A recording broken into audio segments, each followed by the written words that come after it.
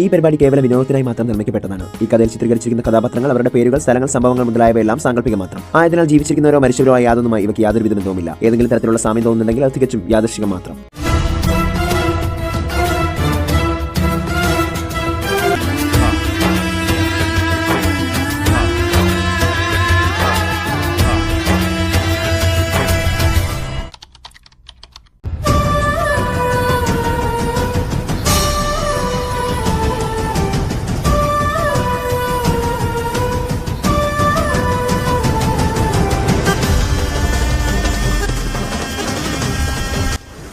അത് മെഹക്കായിരുന്നു.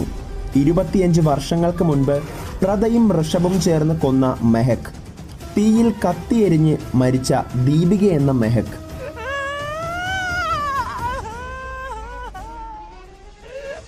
അതെ, ഈ മെഹക് തിരിച്ചു വന്നത് എൻ്റെ സഹോദരൻ്റെ മക്കളെ വിജയിപ്പിക്കാനാണ്.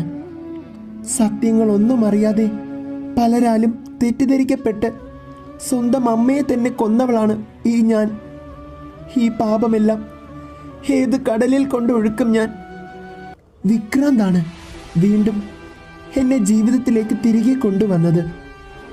വിക്രാന്തിൻ്റെ പുനർജന്മത്തിൽ വിക്രാന്ത് അനുഷ്ഠിച്ച വ്രതങ്ങളുടെ ഫലം കൊണ്ടും ഇന്ദ്രനീലത്തിൻ്റെ ശക്തി കൊണ്ടുമാണ് തീയിൽ കത്തിയെരിഞ്ഞ എന്നെ തിരികെ കൊണ്ടുവരാൻ വിക്രാന്തിന് കഴിഞ്ഞത്.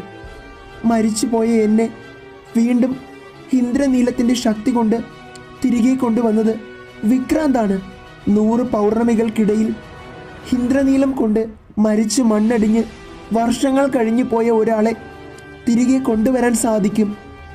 അങ്ങനെ ഇന്ദ്രനീലത്തിൻ്റെ ശക്തി കൊണ്ട് വിക്രാന്ത് തിരികെ കൊണ്ടുവന്നത് എന്നെയാണ്. വിക്രാന്തിന് വേണമെങ്കിൽ മറ്റാരെ വേണമെങ്കിലും തിരികെ ജീവിതത്തിലേക്ക് കൊണ്ടുവരാമായിരുന്നു. ഇനിയും മരിച്ചുപോയ ഒരാളെ ഇന്ദ്രനീലം ഉപയോഗിച്ച് തിരികെ കൊണ്ടുവരണമെങ്കിൽ അടുത്ത 100 പൗർണമികൾ കഴിയണം. അതായത് അടുത്ത 20 വർഷങ്ങൾ കഴിയണം. എന്നെ വിക്രാന്ത് തിരികെ കൊണ്ടുവന്നതിന് ശേഷം എന്നോട് എല്ലാ സത്യങ്ങളും പറഞ്ഞു. ഞാൻ യഥാർത്ഥത്തിൽ മാന്യത എന്ന മത്സ്യകന്യകയുടെ മകൾ തന്നെ ആയിരുന്നുവെന്നും എന്നെ ആ പാഞ്ചാലി സീമ തെറ്റിദ്ധരിപ്പിച്ചതാണെന്നും പറഞ്ഞപ്പോൾ ഞാൻ ആകെ ഞെട്ടിപ്പോയി. സീമയുടെ യഥാർത്ഥ മകൾ ഞാനാണെന്നും പറഞ്ഞ് സീമ എന്നെ ഉപയോഗിച്ച് കരുക്കൾ നീക്കുകയായിരുന്നു. യഥാർത്ഥത്തിൽ ഞാനല്ല, ഉർവശിയാണ് പാഞ്ചാലി സീമയുടെ മകൾ. 25 വർഷങ്ങൾക്ക് മുൻപ് എന്നെ തെറ്റിദ്ധരിപ്പിച്ച് എൻ്റെ സ്വന്തം സഹോദരനെ കൊണ്ട് എന്നെ വിവാഹം പോലും കഴിപ്പിച്ചവളാണ് ആ പാഞ്ചാലി സീമ. എൻ്റെ സ്വന്തം അമ്മയെ എന്നെ കൊണ്ട് തന്നെ കൊല്ലിച്ചവളാണവൾ.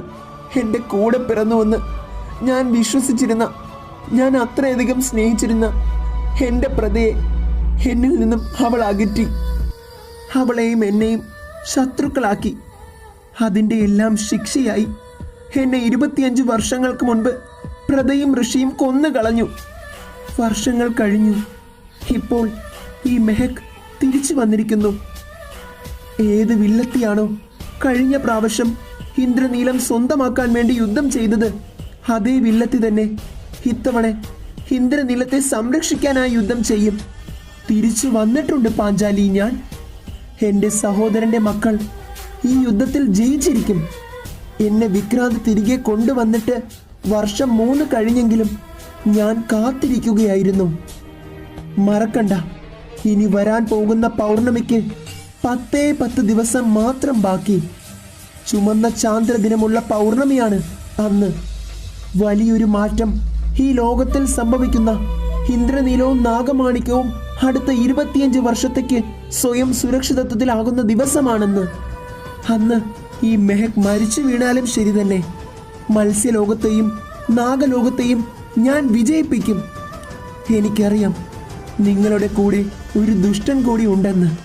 വൈകാതെ തന്നെ ഞാൻ അവൻ്റെ കള്ളങ്ങൾ പുറത്തു കൊണ്ടുവരും. അവനാണ് ഇതിൻ്റെ എല്ലാം പിന്നിലെന്ന് എനിക്ക് വളരെ വ്യക്തമായി അറിയാം.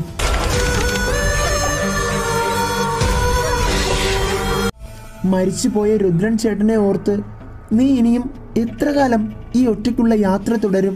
ഇനി 10 ദിവസങ്ങൾ. ഈ മഹാഗാഥയ്ക്ക് അന്ത്യത്തിനായി ഈ മെഹക്കും ഇപ്പോൾ വന്നിരിക്കുന്നു. പക്ഷേ എങ്ങനെ?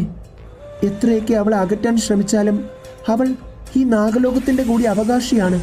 ഇപ്പോൾ പ്രാർത്ഥനയ്ക്ക് കൂട്ടായി ഇന്നവളുടെ കൂടെ നിൽക്കുന്നത് ആ ലയ എന്ന വിഷ്ണുപ്രിയ തന്നെയാണ്. ഏത് നിമിഷവും ഒരു ആക്രമണം പ്രതീക്ഷിക്കാം. ആദിമത്സ്യനഗിനി, അവിടത്തെ കൊല്ലാൻ നാഗലോകം ഒന്നടങ്കം തന്ത്രപ്പാടിലാണ്. അവളെ വകവരുത്തുകയല്ലാതെ മറ്റൊരു വഴിയില്ല.